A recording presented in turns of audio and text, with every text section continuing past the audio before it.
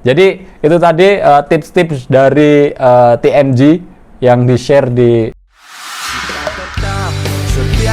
tetap setia membela negara kita.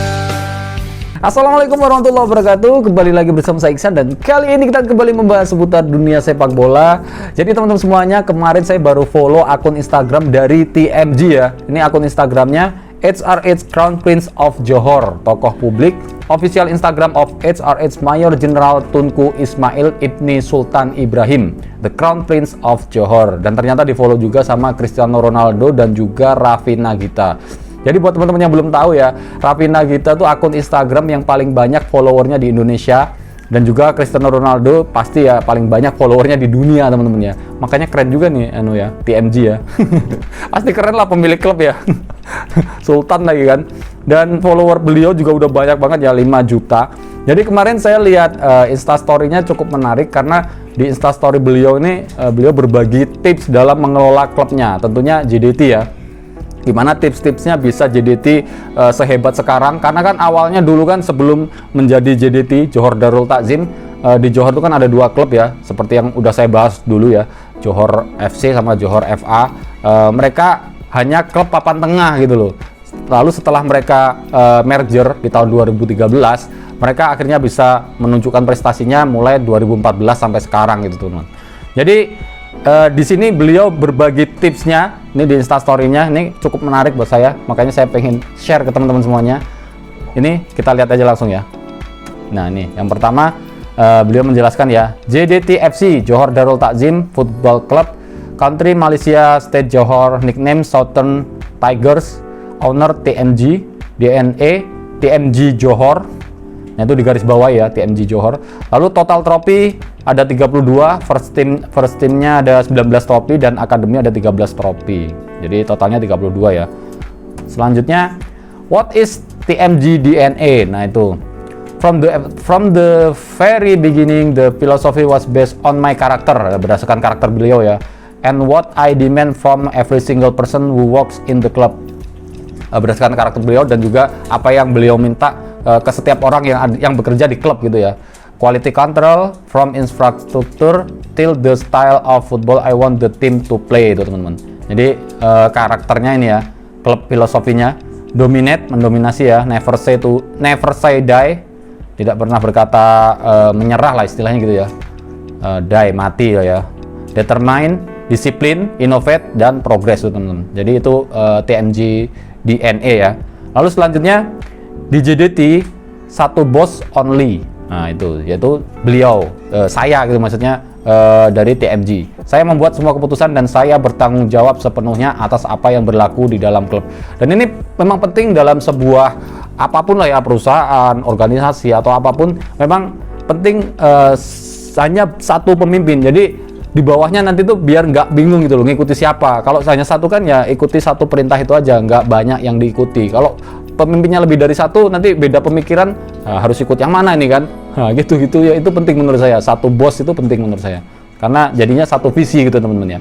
Lalu selanjutnya, contoh nih, saya berhubung dengan juru latih dan pihak pengurusan setiap hari. Juru latih akan share saya strategi dan pemilihan pemain. Saya pula akan demand macam mana saya nak tim main dan pemain mana saya rasa sesuai. Juru latih akan buat persiapan dalam training mengikuti demand saya atau apa yang saya inginkan. Alhamdulillah di JDT kita boleh lihat hasilnya, dan pihak pengurusan atau juru latih dapat instruction daripada saya jikalau apa-apa berlaku, baik ataupun buruk saya bertanggung jawab. Jadi ternyata ya juru latih kemarin diganti pun nggak begitu pengaruh, karena memang ini ya sesuai kemauan dari TMG ya, mainnya harus totalitas menyerang semuanya gitu teman-teman. Makanya ketika ganti pelatih pun nggak masalah gitu loh. Oke, selanjutnya man management. Ini adalah benda paling mustahak dalam football club. Dressing room energy. Buatlah apapun jikalau 30 pemain tak nak berlari atau bersungguh-sungguh, kita tidak akan dapat result. Nah itu teman-teman ya. Intinya di ruang ganti itu harus harus baik lah gitu teman-teman. Lalu selanjutnya ini patokan beliau ya, ini apa namanya, istilahnya kayak jadi inspirasi beliau lah ya, ini dari pelatih timnasnya Spanyol yang waktu juara Piala Dunia waktu itu ya, Vicente del Bosque. A healthy dressing room is worth more than 100 hours of tactic. Jadi sehatnya ruang ganti itu lebih bermakna daripada ratusan jam taktik gitu. Jadi dari lebih bermakna dari banyaknya taktik itu lebih penting ruang ganti itu tadi teman-teman ya. Jadi memang di ruang ganti itu kadang biasanya ketika pemain bermain buruk di babak pertama, nah di ruang ganti itulah kadang dia bisa membangkitkan lagi motivasinya untuk bisa memperbaiki di babak kedua, dan akhirnya banyak klub-klub yang menunjukkan hasil yang maksimal ketika di babak pertama mungkin buruk, di babak kedua mereka bisa membalikkan keadaan. Nah itu juga berlaku di JDT yang sering kita lihat, makanya sering banget ya ketika ketinggalan tiba-tiba bisa comeback, bahkan bisa sampai ngegolin di menit-menit akhir. Nah itu mungkin memang di ruang gantinya seperti yang disampaikan dari TMG ini teman-teman ya. Lalu selanjutnya signing of player, ini apa namanya, perekrutan pemain ya. Saya dan juru latih akan nilai setiap pemain mana yang harus disign oleh klub. Based on pemain tersebut boleh mengikuti falsafah klub atau style of football. Jadi yaitu tadi perekrutan pemainnya berdasarkan dari kemauan TMG juga ya. Lalu saya kenal setiap pemain daripada akademi hingga ke first team. Saya juga yang membuat keputusan berkenaan kontrak pemain. Tahukah Anda berapa gaji Arif Aiman tahun lepas? 11.000 saja. Wow. Berarti awalnya Arif Aiman ini gajinya nggak begitu besar ya. Tetapi main bersungguh-sungguh. Kenapa? Karena macam mana saya jaga setiap pemain. Contoh bonus akan diberikan kepada setiap pemain yang memberi 100% in training dan match. Jadi awalnya Arif Aiman ya hitungannya kalau buat pemain bola 11.000 itu kecil teman-teman ya. Itu kira-kira kalau 11.000 ringgit itu ya sekitar 36 juta rupiah ya kalau di Indonesia. Jadi ya nggak begitu besar untuk klub yang sebesar dan semewah JDT. Makanya mungkin sekarang udah nggak tahu berapa gaji Arif Aiman, udah besar banget ya, karena memang ketika setiap pertandingan terlihat sekali Arif Aiman mendominasi ya di sayap kanan teman-teman. Kemarin apalagi baru hat-trick ya. Pasti dapat bonus lagi tuh. Oke, lanjut. So kepada sesiapa nak maju manage a football club, kerajaan, corporate world, nah itu ya. It's simple, two things.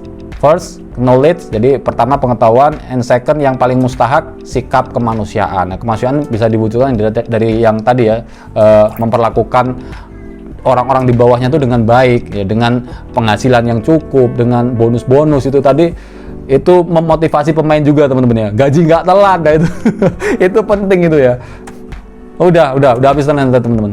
Jadi itu tadi tips-tips dari TMG yang di-share di di Insta story beliau, yang kebetulan saya lihat pas saya follow kemarin teman-teman. Jadi ini penting banget ya buat semua yang mau manage football club, kerajaan atau sebuah perusahaan gitu teman-teman ya. Jadi segitu aja teman-teman, ini videonya tentang apa yang disampaikan dari TMG di Insta story beliau, dan menurut saya memang bagus banget dan harus saya sampaikan dan share juga ke teman-teman semuanya yang mungkin belum tahu.